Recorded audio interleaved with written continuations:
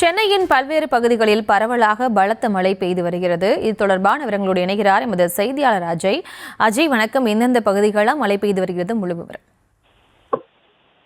தென்மேற்கு வங்கக்கடல் மற்றும் அதனை ஒட்டிய இலங்கை பகுதியில் நிலவிய காற்றழுத்த தாழ்வு பகுதி இன்று குமரிக்கடல் மற்றும் அதனை ஒட்டிய பகுதிகளில் நிலவுவதன் காரணமாக அடுத்த 24 மணி நேரத்திற்கு மேற்கு வடமேற்கு திசையில் மெதுவாக நகரக்கூடும். இதன் காரணமாக தமிழகத்தில் அநேக இடங்களிலும் புதுவை, காரைக்கால் ஆகிய பகுதிகளில் இடியுடன் கூடிய மழைக்கு வாய்ப்பெனவும் சென்னை வானிலை ஆய்வு மையம் தெரிவித்திருந்தது. அதே போன்று சென்னையை பொறுத்த வரைக்கும் இன்றைய தினம் கனமழைக்கான எச்சரிக்கைகள் விடுக்கப்பட்டிருந்த நிலையில் காலை முதலே சற்று விட்டு விட்டு மழையானது பெய்து வந்தது. தற்பொழுது சென்னையினுடைய புறநகர் மற்றும் மையப்பகுதிகளில் அநேக இடங்கள்ல மழையானது பெய்து வருகிறது.